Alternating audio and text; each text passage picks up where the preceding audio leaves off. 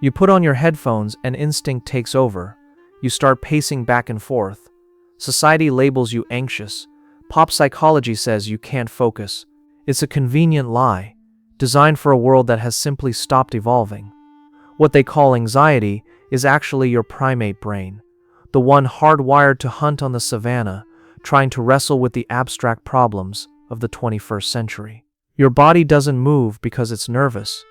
It moves because the sheer intensity of your mind at work generates a physical energy a stationary body just can't contain. You're not running from focus. You're immersed in it at a depth that most people will never even comprehend.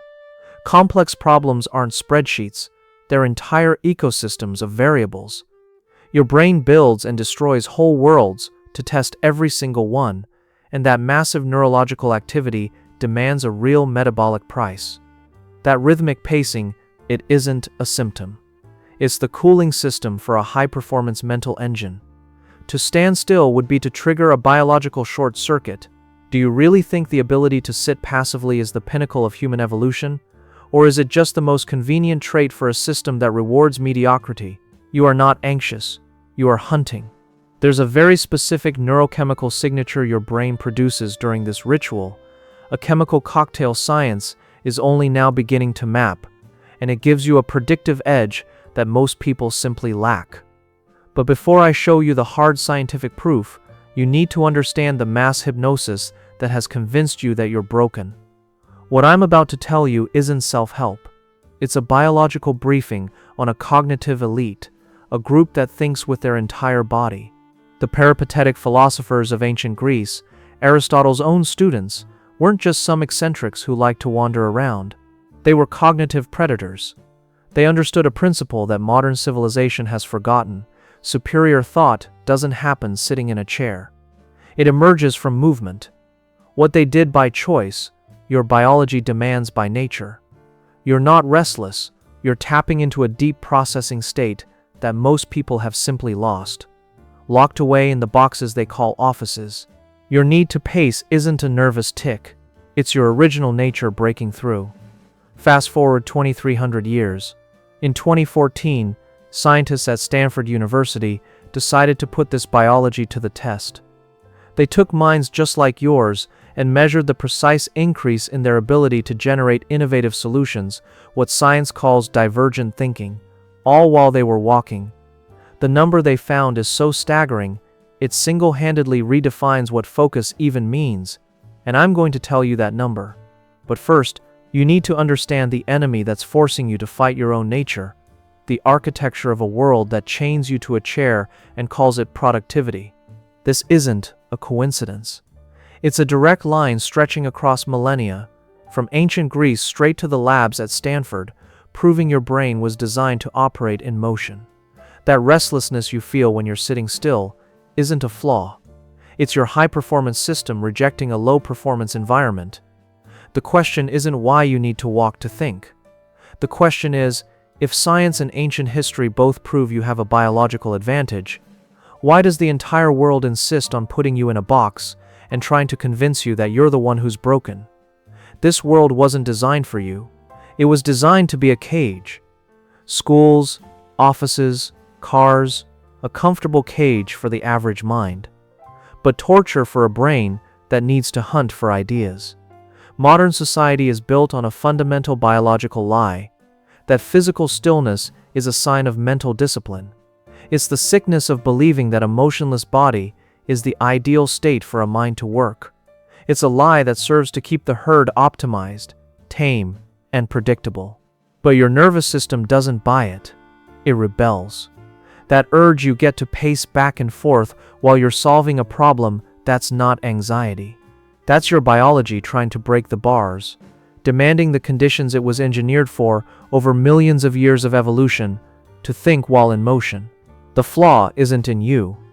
The flaw is in trying to run a high-performance engine with the parking brake on.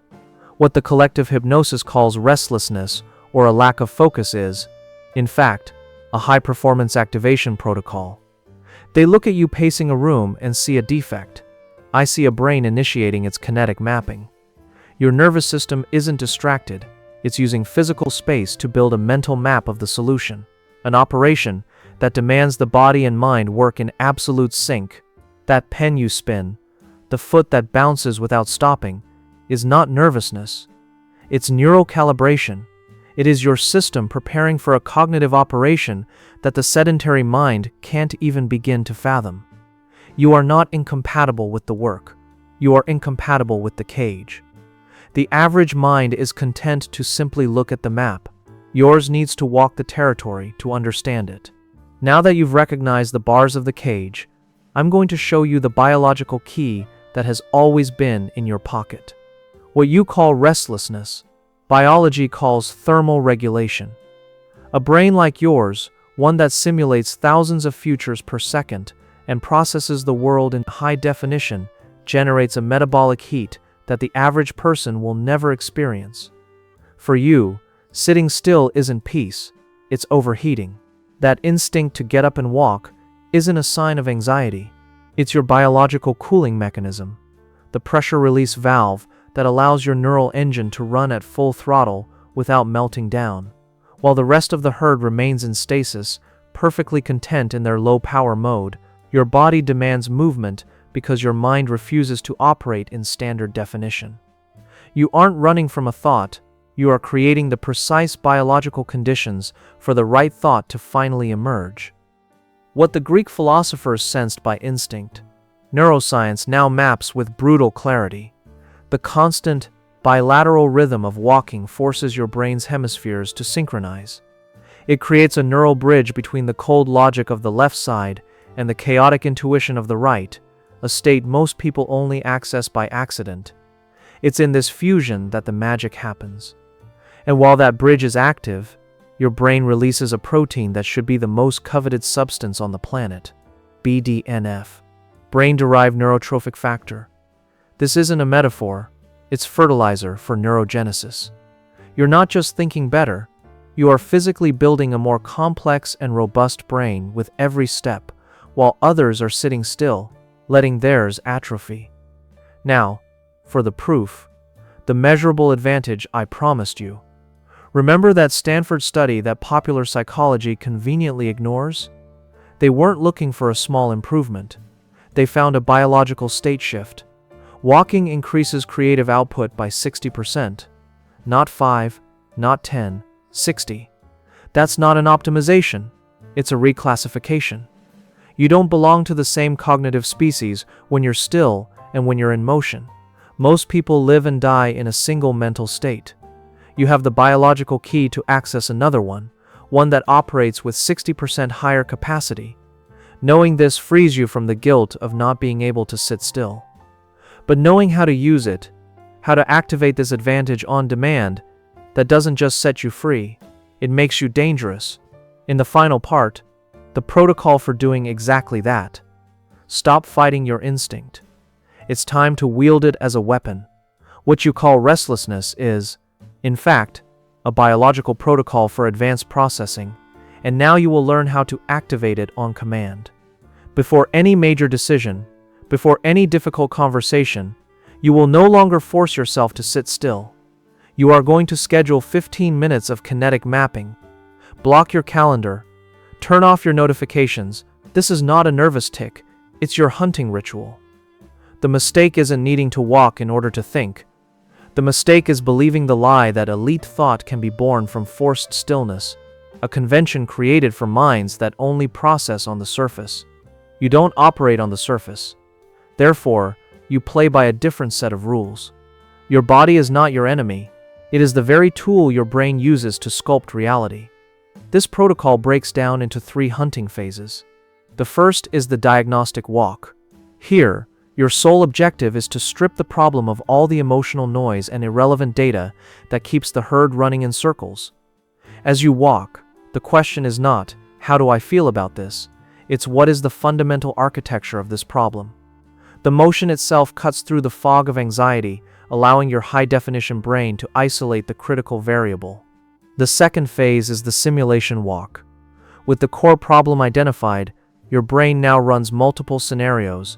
You're not just thinking about the next move, you're building entire consequence trees, testing out responses, mapping the chain reactions that the average, static mind simply cannot predict. This is your laboratory of possible futures, and your feet are setting the pace of the processing. The third and final phase is the attack walk. The simulation is complete. The optimal path has been identified. Now, you walk to forge the plan of attack, step by step, turning that abstract strategy into a sequence of concrete and inevitable actions. If you've made it this far, you've already proven that your brain operates on a wavelength most people simply can't sustain.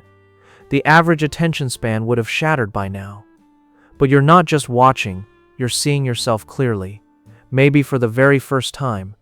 This capacity for deep processing isn't a random fluke. It's your biological signature. It's what sets you apart from the pack. You're not like everyone else. And now, you know why. Comment below. When was the first time you realized your mind was wired differently from the herd? Let's map out our tribe.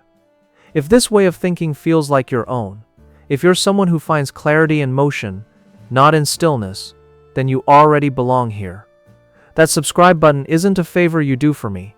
It's your public declaration that you accept this identity. It's the confirmation that you've finally found your tribe. And the like button? That's not for me, either.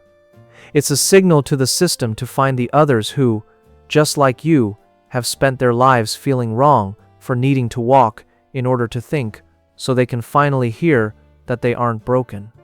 Now that you understand how to wield your kinetic mind, the next step is to shield it from the static world. The video right here on your screen reveals the 3 social traps that sabotage this very advantage and how to turn them into your source of power. If you found this insight liberating, that next video is your defense manual. Remember this, you don't need to fix yourself to fit in. You just need to understand the power of your original design. And now, you do.